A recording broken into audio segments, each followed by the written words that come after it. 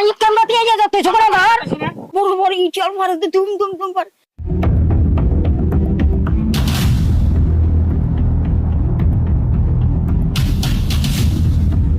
চট্টগ্রাম নগরীতে রাতের আধারে এক হিন্দু পরিবারের বাড়িতে হামলা ও ভাঙচুরের অভিযোগ উঠেছে।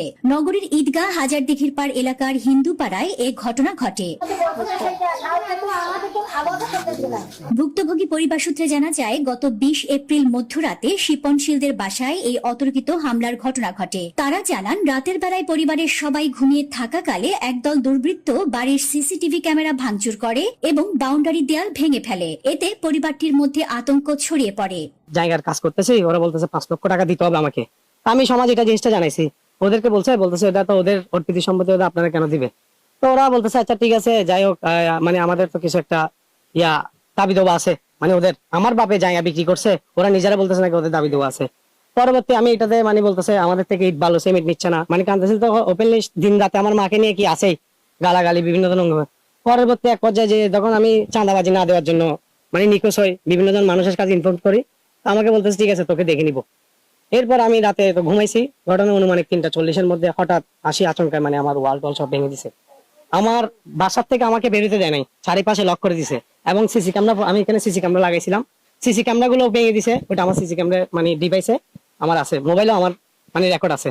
बोर बोर ई चल मार दे तुम पर তাই লাই তাড়াতাড়ি উড়িয়ে নে বাবু দুয়ার করি এনে তারও আসি তারা দেখবি দুয়ার বাবা আবার দিগা খাবে নাই তাহলে যখন কিননি বিভাগ মানুষে সম্পত্তি দাবি করে সন্ত্রাস আনে চিনা জানা মাছ পড়া আমার চিঠি কামরা 3:22 শুরু করছে। এখন হয়তো মারি ফেলাবো, আর চলে মারিবো আরো মারিবো। আমি একটু জানালাটা খুলে দেখতেছি যে একজন ছেলে মাস্ক পরানো, ও হাতে একটা লম্বা একটা মাতল নিয়ে লোহার, ও দাঁড়িয়ে আছে এইভাবে আমার জানালা বরাবর তুষারের দরজা পর্যন্ত এইভাবে পা দিয়ে মানে করা আছে। তখন আমরা আর বের হতে পারি নাই, অনেক দরজা বাড়ি দিছি, বাড়ানোর পর আমার ননস আসি আমাদেরকে দরজা খুলে, ওরা তখন চলে গেছে, দরজা খুলে গেছে, আমরা বের হয়েছি। ওরা দুই দিকে 2টা ককটেল ফুটায়, ধুম ধুম করে 8-10 জন ছেলে আসে, আমাদের দরজাগুলা লক করে দেওয়া হয়েছে। লক করার পরে আমাদের দিকে জানলা দিয়ে ওদের জানলাটা ভাঙিয়ে দেওয়া হয়েছে, গ্লাসওয়ালাটা। এটা ভাঙিয়ে দেওয়ার পরে বলে যে তুই বাইরে তোকে আমরা মেরে ফেলবো যদি বাইর হস।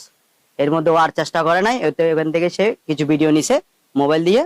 এরপরে এরা ধুম ধুম করে আওয়াজ শুনতেছি আমরা কি দেওয়াল ভাঙতেছে, কিন্তু দেওয়ালটা উঠাইলো 2-3 দিন হয়েছে, এই দেওয়াল কে ভাঙাচ্ছে?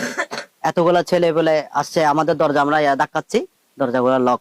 এখন এই আমরা চাইতেছি যে কি এই ছেলেদের গুলাকে ধরা হোক, যে এই কাজটা করাইছে, এই ছেলেগুলা গ্যাংগুলাকে, কিশোর গ্যাংগুলাকে যে আনাইছে, যে কাজগুলা করাইছে, অবশ্যই তাকে দৃষ্টান্তমূলক একটা শাস্তিমূলক বিচার করা হোক। ভুক্তভোগী শিপনশীল এ ঘটনায় 7 জনের নাম উল্লেখ করে এবং অজ্ঞাত আরো 10 থেকে 15 জনকে আসামি করে থানায় লিখিত অভিযোগ দায়ের করেছেন। তবে এই বিষয়ে স্থানীয় অভিযুক্ত প্রতিবেশীদের সঙ্গে কথা বলার চেষ্টা করা হলে তারা কোনো মন্তব্য করতে রাজি হননি।